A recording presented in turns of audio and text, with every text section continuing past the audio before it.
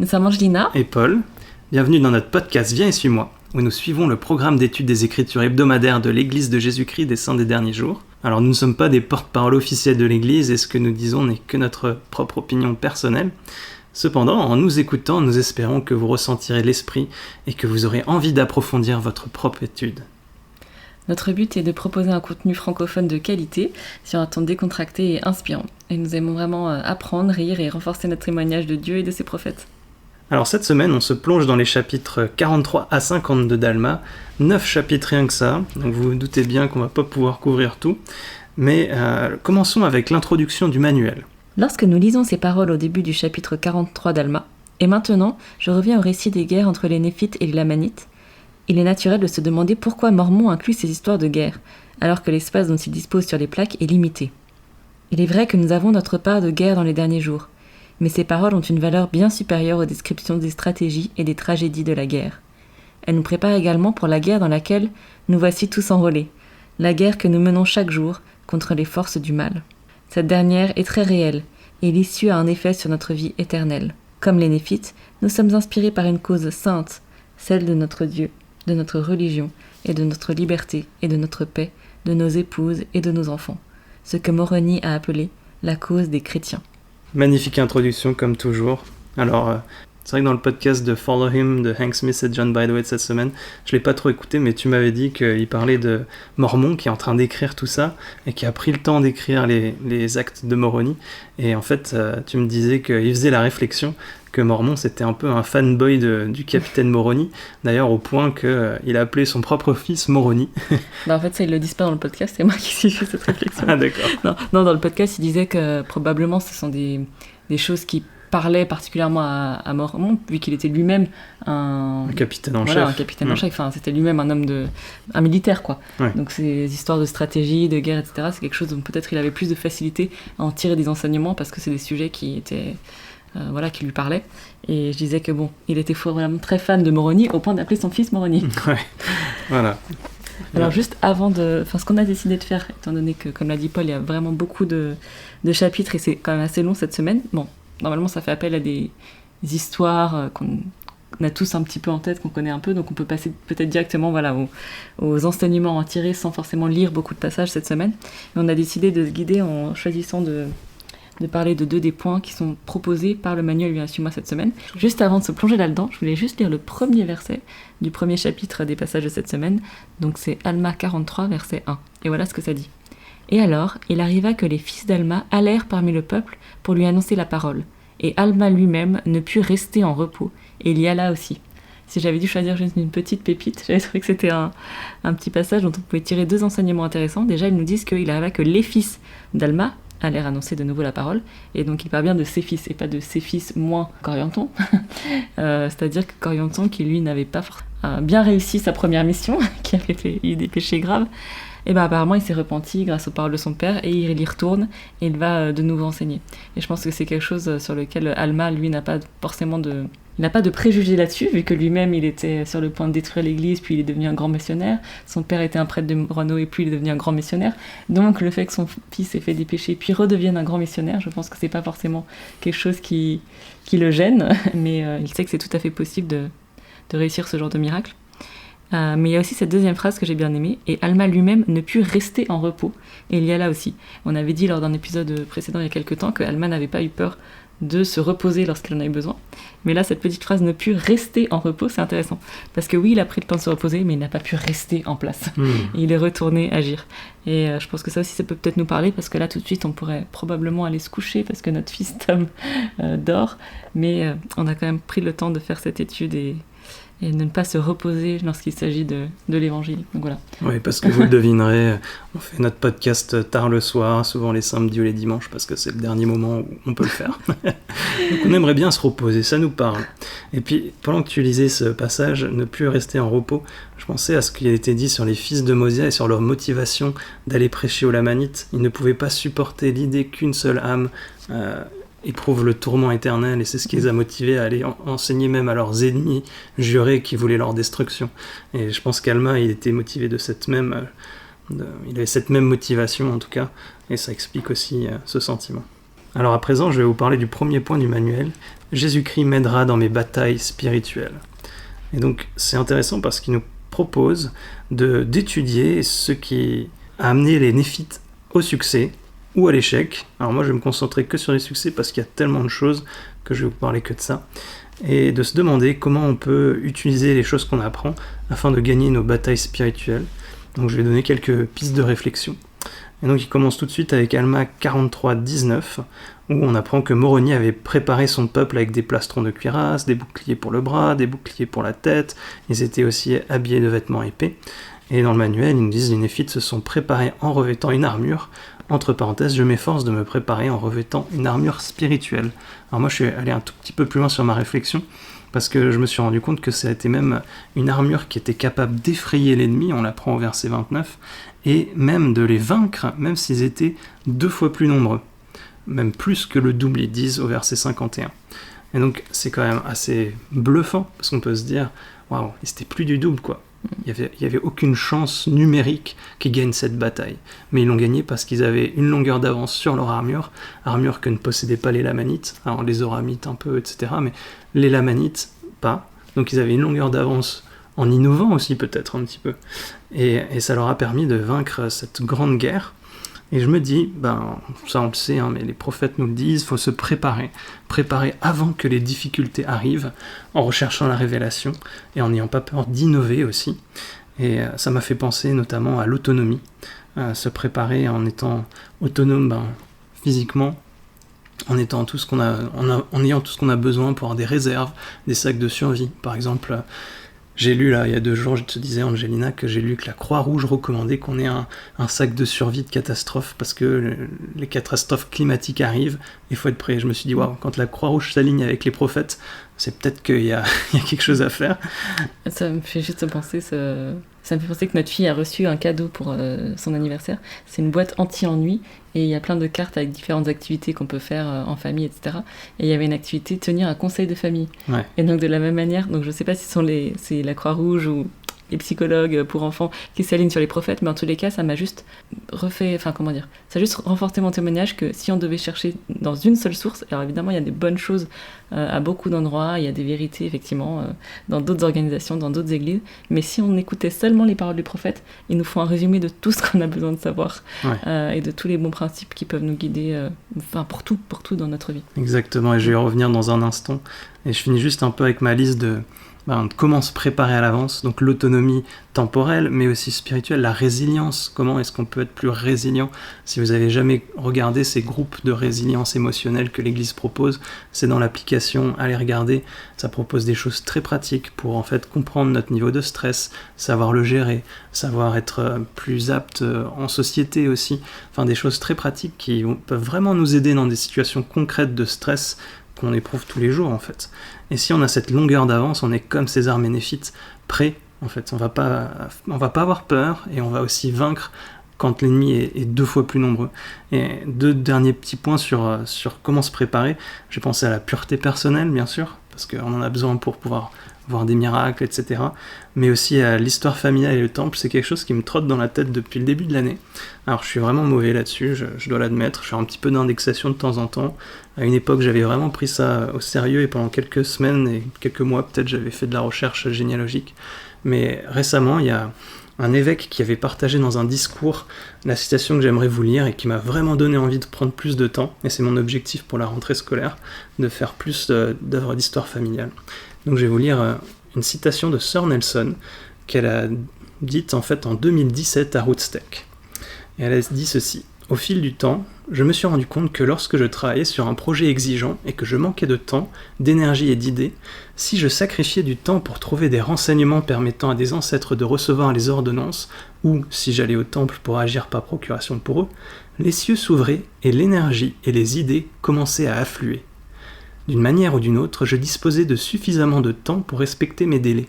C'était totalement impossible, mais pourtant, cela arrivait chaque fois. L'œuvre de l'histoire familiale du temple me procure une joie qui n'est véritablement pas de ce monde.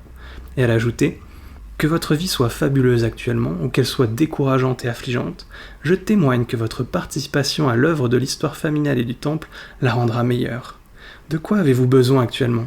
davantage d'amour, davantage de joie, davantage de maîtrise de soi, davantage de paix, davantage de moments de qualité, davantage du sentiment de faire changer les choses, davantage d'amusement, davantage de réponses aux questions profondes que vous vous posez, davantage de rapport au cœur ouvert avec les autres, davantage de compréhension sur ce que vous lisez dans les Écritures, davantage de capacité d'aimer et de pardonner, davantage de capacité de prier plus ardemment, davantage d'inspiration et d'idées originales pour votre travail et vos autres projets, davantage de temps pour ce qui compte vraiment. Je vous supplie de sacrifier du temps pour le Seigneur en passant davantage à faire l'œuvre de l'histoire familiale et du temple, puis de regarder ce qui se passe. Je témoigne que, lorsque nous montrons au Seigneur que nous prenons au sérieux l'aide que nous devons apporter à nos ancêtres, les cieux s'ouvrent et nous recevons tout ce dont nous avons besoin. Quelle citation puissante. Vous voyez, elle dit les cieux s'ouvraient, l'énergie et les idées commencent à affluer, et c'était impossible, mais elle avait plus de temps pour respecter des délais difficiles à tenir, quoi. Alors, moi, voilà, ça m'a vraiment donné envie. Je l'ai étudié plusieurs fois, cette citation, je l'ai entendue aussi à 2 reprises, et je me suis dit, ok, pour la rentrée, c'est décidé, faut que je prenne du temps, et ça fait partie de mon plan de revêtir une armure, et d'anticiper finalement l'ennemi qui viendra, parce qu'on en a besoin. Donc voilà, je vous invite à réfléchir à votre propre plan, à innover, à aller plus loin pour faire fuir l'ennemi, le faire trembler de terreur, comme ils disent, et le battre même s'il est 2 fois plus nombreux. Juste une petite réflexion sur la préparation. Tu disais, on doit se préparer par rapport aux épreuves, aux afflictions qui vont nous arriver. Et donc oui, il y a des choses qu'on peut faire personnellement, continuer de faire les choses importantes, petites et simples, n'est-ce pas ? Mais il y a aussi une chose, ça m'a aussi fait penser au fait qu'il faut aussi qu'on ait confiance en la capacité de Dieu à nous préparer.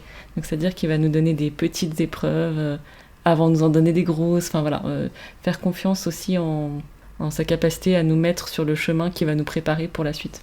Ouais, c'est intéressant, merci de soulever ce point. J'avais dit que je reviendrai sur les prophètes, parce que le deuxième point qu'il nous propose, c'est Alma 43, 23 et 24. Et on apprend que Moroni envoya des espions dans le désert pour observer les Lamanites, parce qu'ils avaient eu peur, ils sont allés ailleurs, ils ne savaient pas où. Mais Moroni connaissait aussi les prophéties d'Alma, envoya certains hommes vers lui, désirant qu'il demandât au Seigneur où les armées des Néphites devaient aller pour se défendre contre les Lamanites. Et c'est incroyable, parce que je me dis, ok, il vient d'envoyer des espions, donc normalement il le saura. Et en plus, Moroni a accès à la révélation personnelle, et c'est le chef des armées. Pourquoi il va aller demander à Alma, le prophète ? Et en fait, c'est ce que tu as décrit tout à l'heure. Le prophète, il n'y a pas de meilleure source pour avoir les bonnes informations.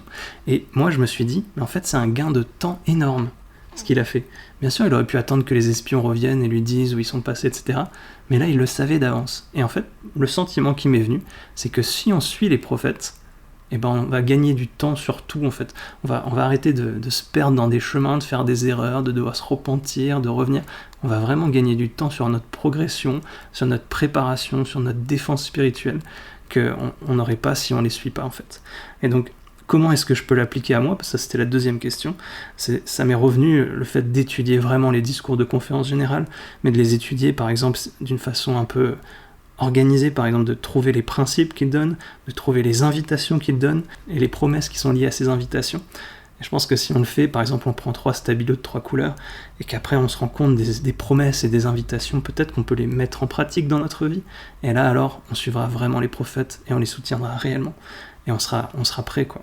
Voilà, on gagnera beaucoup de temps dans notre vie si on fait cet effort. C'est le sentiment qui venait. Je vais peut-être prendre 2 derniers points, et puis je vous laisserai étudier le reste tout seul, mais j'espère que ça vous donne envie d'approfondir votre étude, c'est vraiment l'objectif. Mais il propose ici Alma 46, les versets 11 à 20, et j'ai juste pris les versets 11, 12 et 13, parce qu'ils sont détachés un peu du reste. Et là on voit Moroni, qui est le commandant-chef des armées, qui entend parler des dissensions et qui est en colère contre Amalika. Et c'est vraiment impressionnant ce qu'il fait, c'est l'épisode de l'étendard de la liberté. Mais on se rend compte que d'abord, il déchire son manteau, il prend un morceau, il écrit dessus, ensuite il attache son casque, son plastron, son bouclier, il se ceint de son armure, il prend la perche, enfin bref, on voit qu'il fait beaucoup de choses, des choses qui sont tout à fait temporelles, il se prépare, et il prépare tout ce qui est nécessaire, et ensuite, il se prosterne par terre, et il prie de toutes ses forces son Dieu, pour que les bénédictions de la liberté reposent sur ses frères, tant qu'il restera un groupe de chrétiens pour protéger le pays. Et ça m'a refait penser à, je sais pas, c'est un vieux dicton, peut-être c'est un prophète qui l'a dit, j'ai pas la source, mais de se préparer comme si tout dépendait de nous, et ensuite de prier comme si tout dépendait de Dieu. Et vraiment, c'est l'exemple de Moroni ici, quoi. C'est assez flagrant, c'est beau à voir, et c'est vraiment inspirant. Est-ce qu'on peut essayer d'appliquer ça un peu plus dans notre vie? C'était ma réflexion. Et le dernier point que j'aimerais aborder, c'est Alma 48, les versets 7 à 9. Et donc là, c'est plus tard dans les guerres. On a parlé de l'armure qui était un petit peu, pas forcément innovante, mais les Lamanites ne s'attendaient pas à ce qu'ils soient recouverts d'armure. Et là, nouvelle stratégie de Moroni. Alors d'abord, on apprend que Amalika a assuré son pouvoir par la fourberie et la tromperie, au verset 7, dans Alma 48. Mais Moroni, d'autre part, avait préparé l'esprit du peuple à être fidèle au Seigneur, son Dieu. Alors là, c'est le premier point. Je trouve ça remarquable comme expression, se préparer à être fidèle au Seigneur. Ouais. Parce que qu'est-ce que ça veut dire? Ça veut dire qu'il va leur arriver des choses, mais ils ne savent pas quoi. Il faut se préparer à être fidèle quoi qu'il arrive. C'est vraiment le sentiment que j'avais. Et ça me fait penser un peu à tous ces films de super-héros où les super-héros sont coincés devant une énorme porte, ils savent qu'il y a une bête, quelque chose qui va les attaquer, ils savent pas quoi, mais ils se préparent mentalement. Et j'avais cette même image, je me disais, comment est-ce qu'on va se préparer au prochain coup de Satan, quoi. Donc se préparer à être fidèle au Seigneur, et ensuite on voit qu'il les avait fortifiés en érigeant des petits forts, des lieux de refuge, élevant des bancs de terre, construisant des murailles de pierre. Toutes ces choses étaient très innovantes. Il y a un autre verset où il dit que les Lamanites étaient étonnés et qu'ils n'avaient jamais vu ça, en fait, à l'époque. C'était tout à fait innovant. Et ensuite, il est dit que dans les fortifications les plus faibles, il mit le plus grand nombre d'hommes. Et ça m'a marqué aussi parce que je me dis, mais à mesure qu'ils construisent, les fortifications les plus faibles deviennent les plus fortes. Donc il y a aussi une question d'équilibre et d'ajustement. J'imagine que ça bougeait. Donc finalement, voilà, on est un peu sur le temporel. Qu'est-ce qu'il a fait? L'aspect spirituel derrière, c'est de ne pas avoir peur de l'innovation une fois de plus. Je pense que rechercher la révélation personnelle, c'est aussi suivre une sorte d'innovation, de pouvoir être ajusté à notre situation. Et que le Seigneur ne nous laissera pas pauvres en révélation pour nous préparer aux événements futurs. Ça m'a nécessairement fait penser à l'épisode de la Covid. Je veux dire, les prophètes ont fait plein de choses. Le Seigneur a dirigé ses prophètes pour faire beaucoup de choses, pour nous aider dans l'Église à surmonter ça, à surmonter cette solitude, avec Viens et suis-moi, avec le service pastoral, avec d'autres choses, même pour les missionnaires. Ils avaient anticipé pas mal de choses. Le fait qu'ils puissent contacter plus souvent leur famille, qu'ils aient accès à la technologie. Et le Seigneur connaît les défis à venir.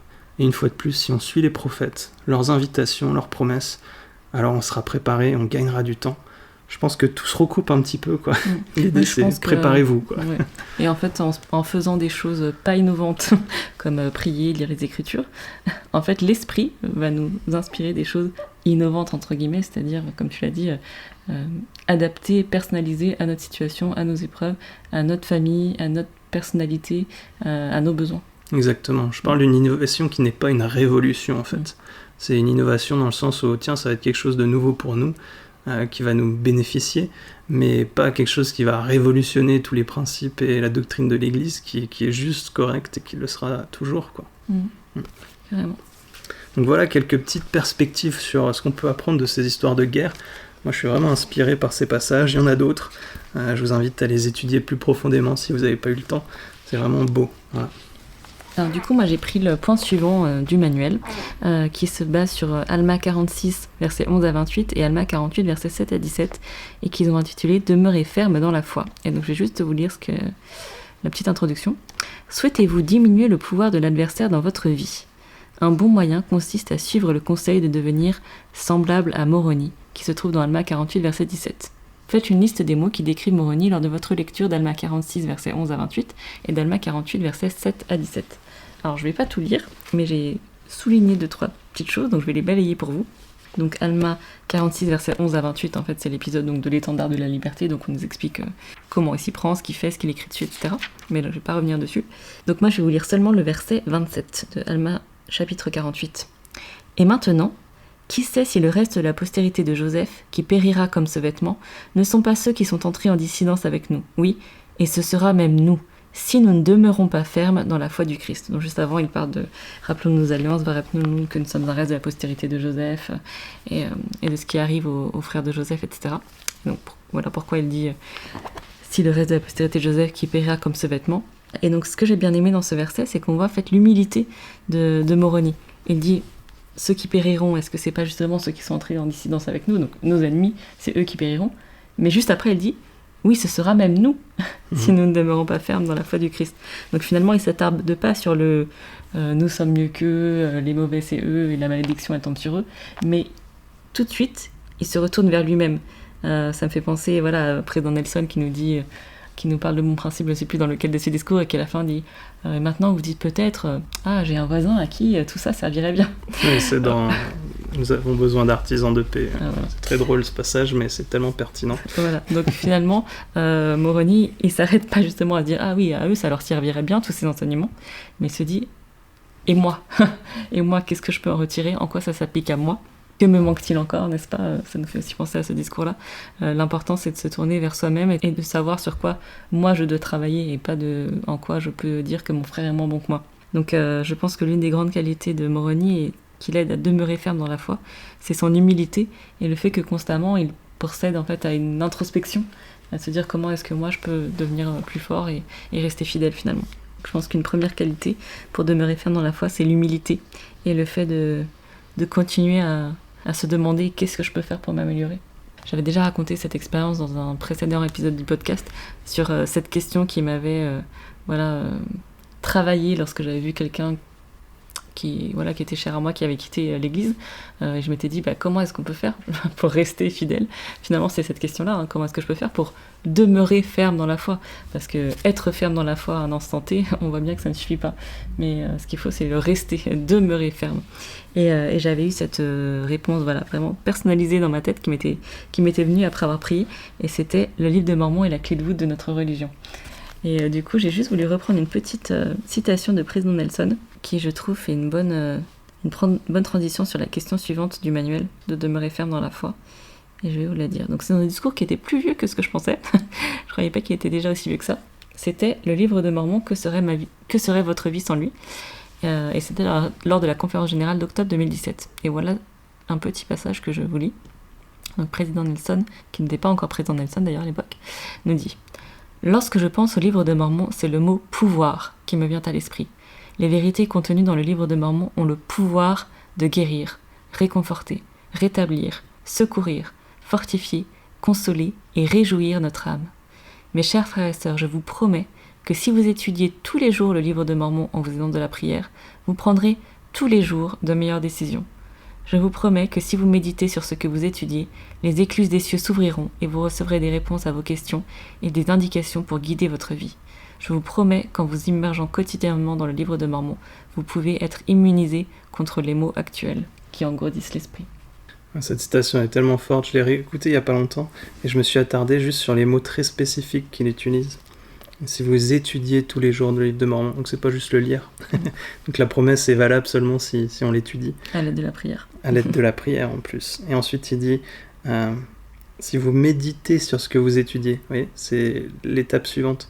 Les écluses des cieux s'ouvriront, vous recevrez des réponses. Et après, si vous immergez quotidiennement dans le livre de Mormon, je sais pas trop encore ce que ça veut dire, s'immerger quotidiennement, mais l'idée d'immerger, c'est quand même d'être sous l'eau, c'est d'être constamment dedans en quelque sorte. Ça me fait penser aux journées où, oui, j'arrive parfois à l'ouvrir 3 fois dans la journée parce que je ressens le besoin et j'en ai envie. Et là, je me sens un peu plus proche, un peu plus immergé. En tout cas, les termes sont très spécifiques, les bénédictions aussi. Mais des fois, on se dit, je reçois pas les bénédictions. Mais c'est parce qu'on n'a pas été aussi exact dans notre obéissance. C'est le président Nelson qui dit, l'obéissance apporte des bénédictions, mais l'obéissance exacte apporte des miracles. Si on veut les bénédictions exactes, il faut être exactement obéissant. Donc voilà, c'est très précis, je trouve ça vraiment beau et inspirant. Merci beaucoup. Et je pense qu'à la question, voulez-vous diminuer le pouvoir de l'adversaire dans votre vie? Je pense qu'on peut tous répondre oui. Ouais. Et finalement, on voit que l'une des façons dont on peut le faire, c'est notamment en étudiant le livre de Mormon qui va nous amener ce pouvoir. Et quand même, je vais relire la promesse. Immunisé contre les maux actuels. Ouais, d'être immunisé, c'est incroyable. Donc, s'immerger quotidiennement. Je trouve que la bénédiction est tellement grande. Voilà. C'est ça. Donc être immunisé contre les maux actuels du monde, ça ressemble quand même bien à diminuer le pouvoir de l'adversaire dans notre vie, je pense. Complètement. À ce sujet-là, donc le manuel nous encourageait à lire Alma 48, versets 11 à 17. Donc là, pareil, je ne vais pas tout vous lire, mais j'ai un petit peu mâché le travail en surlignant certains petits passages. qui décrivent Moroni. Donc on nous dit que Moroni était un homme fort et puissant, qui avait une compréhension parfaite, qui se gonflait d'actions de grâce envers son Dieu. Je trouve ça intéressant que la reconnaissance soit l'une de ses qualités qu'il mentionnait, parce qu'on pense au fait qu'il est fort et puissant, etc. Mais voilà, il se gonflait d'actions de grâce envers son Dieu. Je trouve que le mot gonfler, c'est assez rigolo quand même. Ouais. Je l'imagine comme une montgolfière, il se gonfle d'actions de grâce. C'est son cœur qui Ouais. se gonfle D'accord. d'actions de grâce, pardon. Un homme qui travaillait énormément au bien-être et à la sécurité de son peuple, mais qui travaillait énormément. Je trouve ça intéressant aussi comme manière de formuler les choses. C'était un homme qui était ferme dans sa foi au Christ. Au verset 16, son cœur mettait sa gloire à faire le bien, à préserver son peuple, à garder les commandements de Dieu et à résister à l'iniquité. Là aussi, la formulation est intéressante parce qu'on voit bien que Moroni, il avait des tentations comme tout le monde. Mais il mettait sa gloire à résister à ces tentations, à l'iniquité. Et donc le verset 17, quand même, je le lis parce que là c'est une pépite. Hein. Ouais. Oui, en vérité, je vous le dis, si tous les hommes avaient été et étaient et devaient être un jour semblables à Moroni, voici, les puissances même de l'enfer auraient été ébranlées à jamais. Oui, le diable n'aurait jamais eu de pouvoir sur le cœur des enfants des hommes. Donc là encore, je me dis, je comprends pourquoi Mormon a appelé son fils Moroni.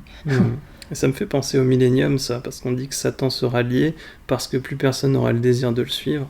Et je m'imagine un monde peuplé de gens qui ont ce même désir, c'est juste incroyable. Peut-être que tu allais lire, mais le verset 18 qui lit me touche encore plus particulièrement. Voici, c'était un homme semblable à Amon, le fils de Mosia, oui, et même aux autres fils de Mosia, oui, et aussi à Alma et à ses fils, car c'étaient tous des hommes de Dieu. Et pourquoi ça me touche pas, c'est très personnel, mais dans une bénédiction que j'ai reçue, ma bénédiction patriarcale, je suis encouragé à devenir un homme de Dieu. Et dans mes études, je savais pas ce que ça voulait dire, vraiment un homme de Dieu, jusqu'à ce que je tombe là-dessus. Et là, j'ai compris le standard qu'on mettait devant moi. Et je me dis, waouh, ok, je suis censé être à la hauteur d'un capitaine Moroni. Oh là là, j'ai beaucoup de travail à faire. Mais on voit qu'il n'était pas seul non plus. On voit que tous les autres, ils étaient à la même stature. Et aujourd'hui, on a des dirigeants à cette stature qui sont incroyables, qui nous inspirent. Le président Nelson, c'est clairement un Moroni moderne, même s'il a peut-être pas la vigueur, parce qu'il a bientôt 100 ans, mais... Et encore. Et encore. Mais vraiment, c'est magnifique ces passages, et je pense que c'est une invitation, pas que pour moi, mais pour tous les hommes et tous les détenteurs de la prêtrise. Levez-vous, soyez des hommes de Dieu, quoi. Bon, du coup, tant qu'on y est, je lis juste le début du verset 19, n'est-ce pas ? Or voici, Élaman et ses frères n'étaient pas moins utiles au peuple de Moroni. Et donc, je vous encourage à relire le discours de Elder Bednar de la dernière conférence générale sur le chemin de leur devoir, où il parle de ces personnes qui sont pas moins utiles, et que même si on n'a pas forcément la chance d'être décrit par les mots que Mormon utilise ici pour décrire Moroni, on peut faire des choses qui nous rendent pas moins utiles dans le royaume de Dieu. Alors, c'est pas la dernière conférence, par contre, où il a donné, parce que ça fait déjà 2 ou 3 conférences. Non, c'était pas octobre 2023 ? Oh, peut-être, ouais, mais... Je pense que c'est celle d'octobre 2023. Ok, ouais. Enfin, oui, au cas où la vous dernière, le cherchez, c'est pas celle d'avril 2024. Non, c'est pas celle d'avril 2024, mais celle d'avant, voilà. Ouais. Il me semble. Bon, ça s'appelle « Sur le chemin de leur devoir » d'Elder Bednar. Si vous voulez voir la manière dont il commente cette phrase, n'était pas moins utile. Merci, c'était vraiment bien, très inspiré, oui. Et donc juste un autre petit point, une réflexion intéressante que le manuel nous encourage à avoir. Je lis un petit peu plus loin. Une des choses que Moroni a faites pour inspirer les autres a été de créer l'étendard de la liberté, sur lequel il a inscrit certains principes inspirants. Quels sont les principes sur lesquels nos dirigeants de l'Église mettent l'accent de nos jours ? J'ai trouvé intéressante cette question, parce que je pense qu'il y a certains thèmes qu'on n'a pas vraiment de mal à remarquer, qui reviennent de façon récurrente, et notamment... Enfin, je sais pas, vas-y, je te fais une petite devinette et après je te dirai ce que j'ai mis moi, mais... Je t'avoue que là, moi je me suis plus concentré sur les enseignements du président Nelson, et j'essaie de me les remémorer et de les appliquer à ma vie, donc c'est plutôt ces discours qui reviennent, mais vaincre le monde, penser de manière céleste, devenir un artisan de paix, ça c'est les 3 premiers qui me viennent à l'esprit, quoi. Mais après, si tu me dis plus généralement, je vais penser à aller souvent au temple, parce que c'était clairement la dernière conférence où j'ai l'impression que 2 discours sur 3 parlaient de ça. Mais vas-y, dis-moi, t'as pensé à quoi d'autre ? Oui, alors moi du coup, je suis pas allée jusqu'au bout de ce qu'il disait dans le manuel, mais je vais peut-être le relire parce que ça pourra nous aider aussi. Ils nous disent de chercher donc ces principes sur lesquels nos dirigeants actuels mettent l'accent dans « Jeunes soyez forts », dans la famille Déclaration au monde, dans les thèmes des jeunes filles et des collèges de la prêtrise d'Aaron, ou dans les discours récents de la conférence générale. Moi, les thèmes qui me sont tout de suite venus, j'en ai noté 3. C'est notre identité, Alors là, j'y ai peut-être pensé à cause des thèmes des jeunes filles et de la prêtrise d'Aaron, mais excellent. voilà. Mais aussi de la déclaration au monde. Et aussi le président Nelson qui a dit récemment, et pareil, je crois qu'on l'avait cité dans un autre épisode, il me semble que c'est lors d'une veillée aux jeunes adultes qu'il a d'abord parlé de ça, et après ça a peut-être été repris par quelqu'un dans la conférence générale, mais bref, il avait parlé de 3 identités les plus importantes dont on devrait se rappeler, qui sont notre identité d'enfant de Dieu, d'enfant de l'Alliance et de disciple de Jésus-Christ. Donc j'ai pensé à notre identité dans les thèmes des jeunes filles, des jeunes gens, on entend je suis enfant de Dieu qui m'aime, on parle de notre nature divine. Et les 2 autres thèmes, c'est donc évidemment le temple et les alliances. Je pense que lors de la dernière conférence générale, comme tu l'as dit, c'était assez flagrant le thème du temple dans l'ensemble de la conférence générale. Donc voilà, pas seulement dans les paroles des prophètes, mais aussi de toutes les autorités qui ont parlé. Et le thème des alliances qui commence à devenir quand même très récurrent depuis plusieurs années, à la fois par président Nelson, mais aussi par les autres. Et à ce sujet, j'ai pris une citation de Eldor Soares qui conjugue les 2, alliance et temple. Juste, tu parlais de l'identité et du thème des jeunes filles, et attention, c'est pas le thème des jeunes gens, mais le thème de la prêtrise d'Aaron. Du collège de la prêtrise des d'Aaron. collèges de la prêtrise d'Aaron, c'est un petit détail, mais qui a sa grande importance. Et en fait, récemment, je faisais avec les présences de pieux de jeunes gens et de jeunes filles des formations aux épiscopats sur la jeunesse, et on insistait vraiment sur ces thèmes, parce que c'est un condensé de doctrines incroyable. Je vous invite à les relire, à les étudier. Ils sont magnifiques. Vraiment, tout l'essentiel est dedans. Un peu comme la déclaration au monde, c'est un document où il y a vraiment l'essentiel, quoi. Donc, je suis content que tu le mentionnes. Je voulais juste faire une aparté. Peut-être que ça va toucher quelqu'un qui va les relire et ce sera très bien. Voilà, je voulais le dire. Merci. Donc, je voulais juste relire une petite citation du discours de la dernière conférence générale d'Eldor Soares, avoir confiance en nos alliances grâce au Christ, parce qu'il cumule justement le thème temple et alliance. Et voilà ce qu'il dit à un passage de son discours. « Chers frères et sœurs, ceux qui acquièrent une confiance véritable dans les alliances contractées grâce à Jésus-Christ dans la maison du Seigneur, possèdent l'une des forces les plus puissantes auxquelles il est possible d'accéder dans cette vie. » Ouais, ça me donne le ton déjà, mais c'est tellement vrai. Voilà, possède l'une des forces les plus puissantes auxquelles il est possible d'accéder dans cette vie. Et c'est dingue parce que c'est la confiance en ces alliances. La confiance, c'est la base de la foi. C'est de croire que ces alliances sont réelles, qu'elles vont avoir un impact dans notre vie et qu'on peut tirer du pouvoir de ces alliances, que Jésus-Christ va honorer ces alliances. C'est vraiment ça l'idée d'avoir confiance. Et je trouve que quand on se concentre là-dessus, effectivement, on peut puiser dans un pouvoir, une puissance qui est incomparable. Il nous dit aussi: mes chers amis, s'il y a une chose que nous devrions posséder et transmettre à nos enfants et petits-enfants pour aider chacun d'eux dans les tests et épreuves à venir, c'est la confiance dans les alliances contractées grâce à Jésus-Christ. Bon, souvent on est sensible au thème de la parentalité, donc j'avais envie de lire ce petit passage que j'ai trouvé très fort et que j'avais pas forcément remarqué lors de mes précédentes lectures de ce discours. C'est intéressant parce que le président Nelson a dit qu'on devait, même dès la primaire, parler du pouvoir qu'on tire de nos alliances, quoi. Et en parler de tout. Et c'est vrai que moi je parle beaucoup du Saint-Esprit avec ma fille, mais peut-être pas autant des alliances et du pouvoir qui en découle.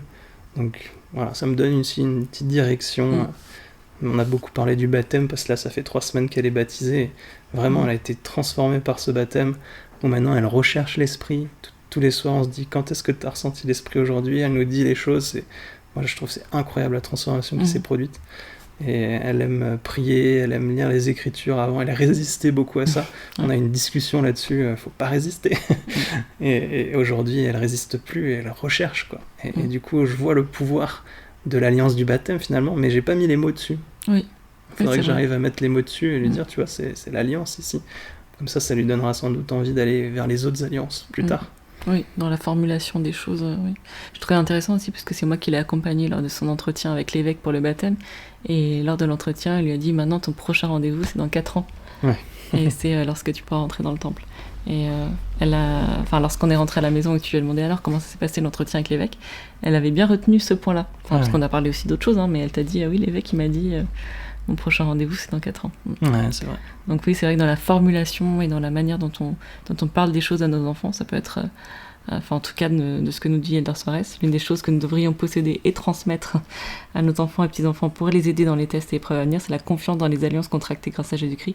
Donc l'une des manières dont on peut le faire, c'est en tout cas de mettre les mots sur, voilà, tu es baptisé, tu as vu la différence que ça a mis dans ta vie, tu as fait une alliance avec Jésus-Christ, tu étais lié à lui, et voilà ce qu'il t'a apporté, voilà le pouvoir supplémentaire que tu es en train d'acquérir. Ça me fait penser à ce que le président Nelson a dit lors de la formation générale des dirigeants. autour de la conférence générale d'avril 2024. Il a dit « Enseigner de manière plus directe aux membres le pouvoir que nous obtenons en contractant des alliances et en les respectant. » Et je trouve que voilà, l'enseigner de manière plus directe, ça c'est parlant. Notamment par le pouvoir des mots. Voilà. Je continue la citation d'Adolphe Suarez. L'obtention de cette confiance d'origine divine les aidera à voir s'accomplir dans leur vie la promesse faite par le Seigneur à ses disciples fidèles qui se tiendront en des lieux saints et ne seront pas ébranlés. Comment acquérir une telle confiance grâce à Jésus-Christ ? Elle provient de l'humilité, du fait de centrer notre vie sur le Sauveur, de la fidélité aux principes de l'évangile de Jésus-Christ, de la réception des ordonnances du salut et de l'exaltation, et de l'honneur mis à respecter les alliances que nous contractons avec Dieu dans sa sainte maison. Bon, c'est un petit peu long, mais il cite Président Nelson. Il nous dit, dans son discours de clôture de la conférence générale d'octobre 2019, notre cher prophète nous a rappelé une étape importante pour obtenir cette confiance liée aux alliances. Il a dit « La dignité personnelle requise pour entrer dans la maison du Seigneur exige beaucoup de préparation spirituelle personnelle. La dignité personnelle exige une conversion totale de l'esprit et du cœur pour être plus semblable au Seigneur, pour être un citoyen honnête, un meilleur exemple et une personne plus sainte. » Et alors Suarez reprend, par conséquent, si nous changeons notre façon de nous préparer pour entrer dans le temple, nous changerons notre expérience dans le temple, ce qui transformera notre vie en dehors du temple. Alors votre assurance deviendra grande dans la présence de Dieu, et la doctrine de la prêtrise se distillera sur votre âme comme la rosée des cieux. Encore une fois, des promesses magnifiques, mais aussi des conditions à remplir assez précises. J'ai l'impression de redécouvrir le discours en t'écoutant. Oui, Être un citoyen honnête, ok. Ouais. Je me souvenais pas qu'il avait dit ça. Moi non plus. Donc voilà, en tous les cas, pour répondre à cette question, quels sont les principes sur lesquels nos dirigeants de l'Église mettent l'accent dans le but de nous inspirer à faire grandir notre confiance, à demeurer ferme dans la foi, à être plus semblable à Moroni. Voilà les thèmes en tout cas que moi j'ai pu dégager juste comme ça en y réfléchissant rapidement. Mais notre identité, le temple, les alliances. Et si l'on étudie... voilà, pareil, j'aurais pu lire encore plus du discours d'Adolphe Suarez, mais il parle notamment de comment le livre de Mormon nous aide à voir de quelle manière nos alliances produisent de la confiance et du pouvoir. Donc voilà, tout est lié, tout se tient. Et j'ai beaucoup aimé faire cette étude-là de cette semaine. Peut-être qu'on a eu un poil plus de temps ou de concentration possible, non à peine, mais... non, pas vraiment, pas du tout. Les 3 dernières nuits ont été compliquées, on est bien KO, mais non, c'est vrai, on s'y est mis. Mais on peut pas dire plus de temps parce que. Ouais, pas plus de temps, mais ouais, on a eu peut-être des miracles se sont produits. Voilà. En tout cas, merci de nous avoir écoutés. On espère que vous avez ressenti le Saint-Esprit comme nous, qu'il vous a murmuré quelque chose à mettre en place peut-être. Et n'hésitez pas à nous dire en commentaire ce que vous avez appris, ce qui vous a touché. Ça nous fait toujours plaisir de vous lire et de vous répondre. À la semaine prochaine. Au revoir.